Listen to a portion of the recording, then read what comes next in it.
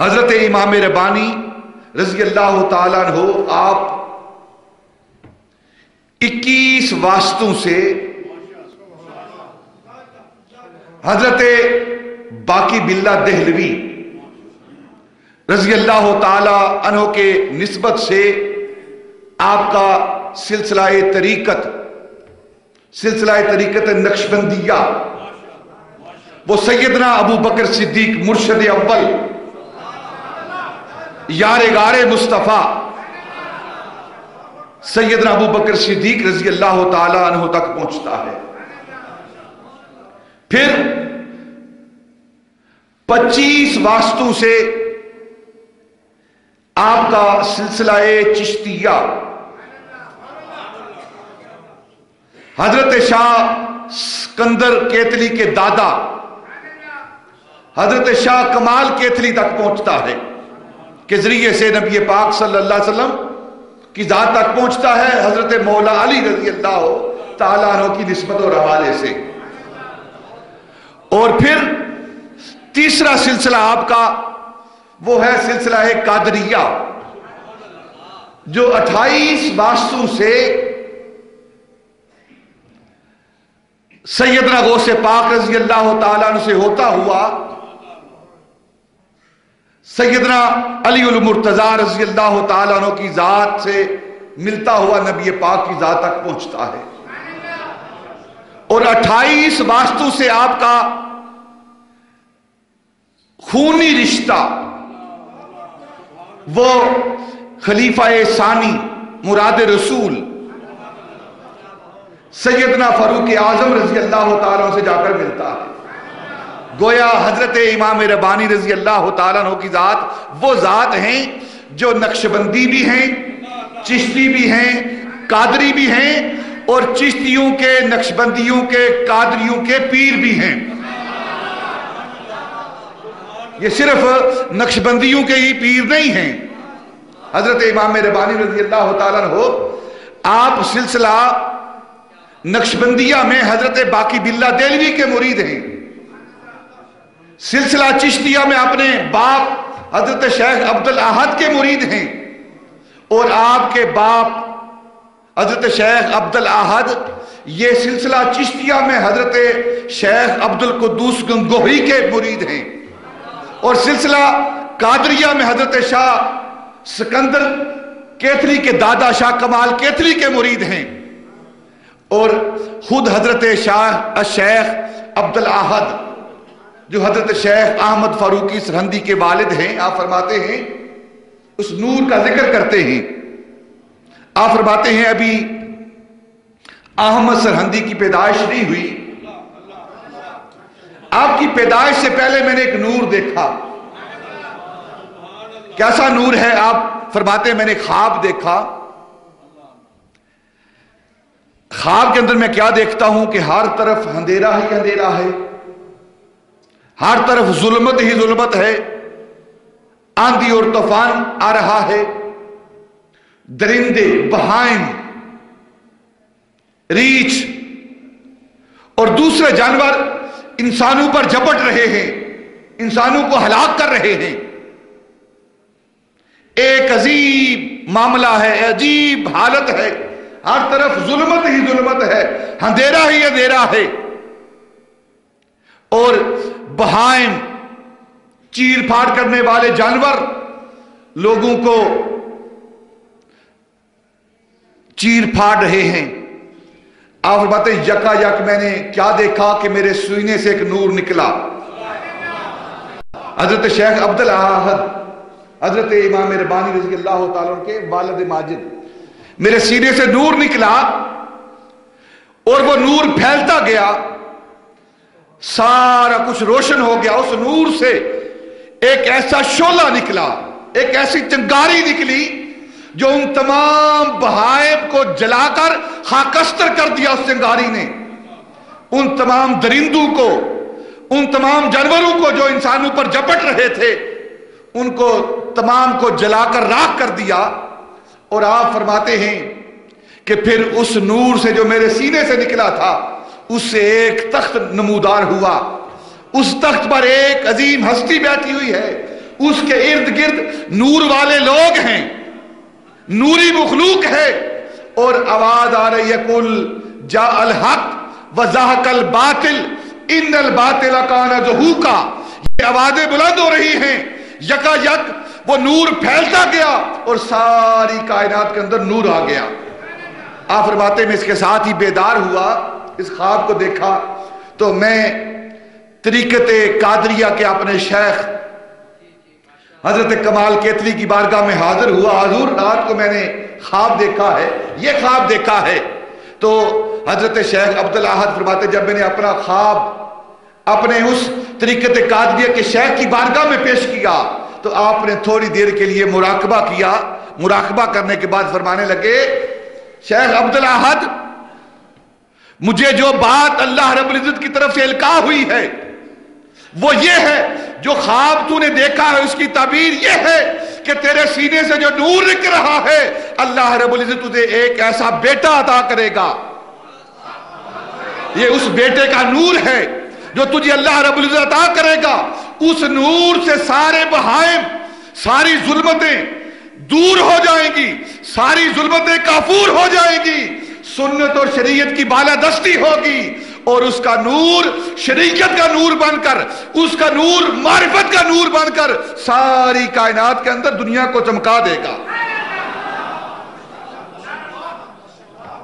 وہ نور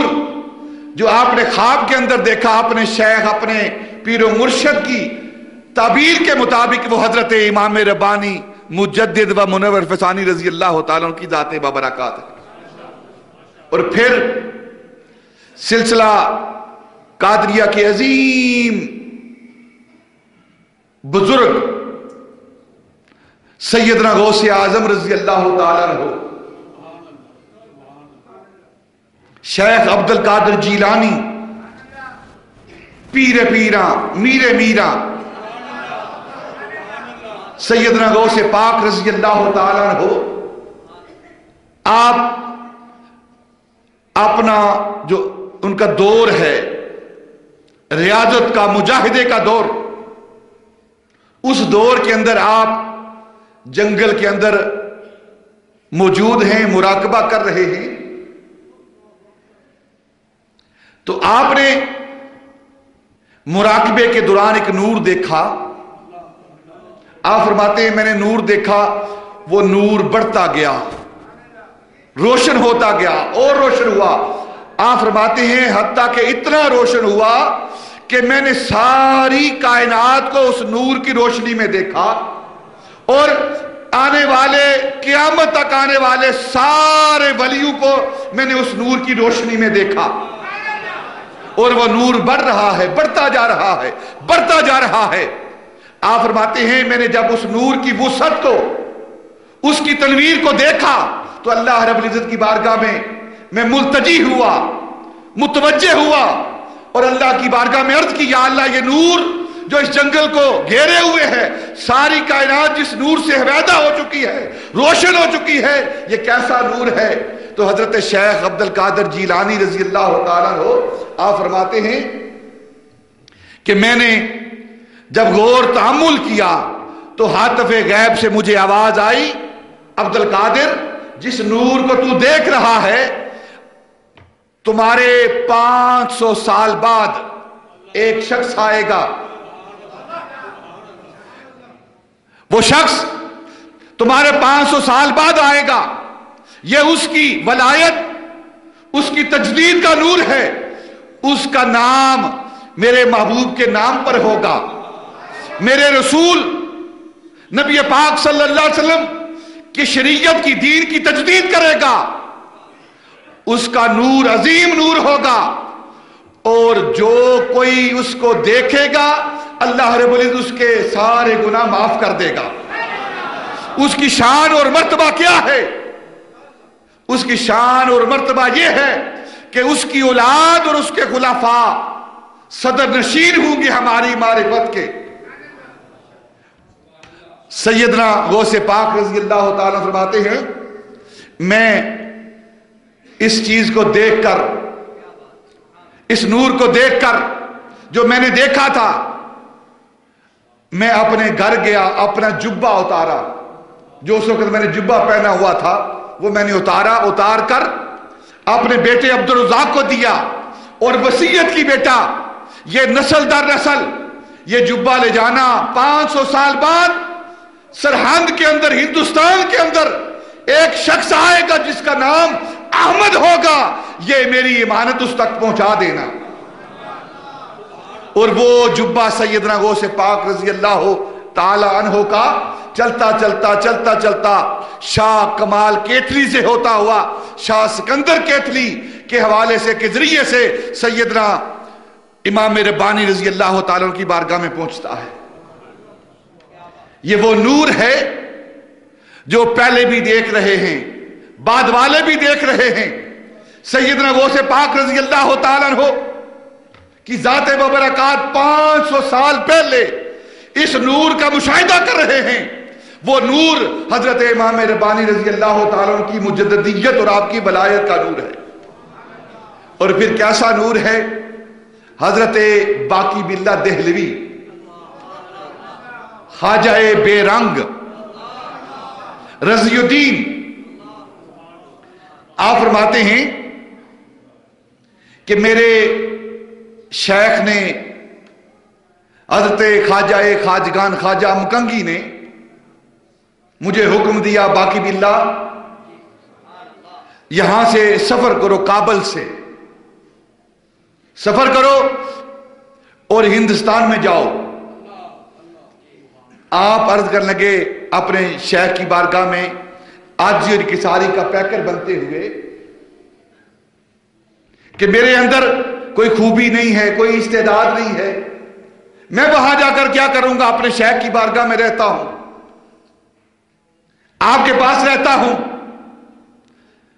آپ فرماتے میرے شیخ نے کہا نہیں، آپ جاؤ، ہندوستان کے اندر آپ سے طریقت کا بہت کام لیا جائے گا، اور ہم امید رکھتے ہیں کہ ایک ایسا نور آپ کے حصے میں آئے گا جس نور سے کائنات روشن ہو جائے گی۔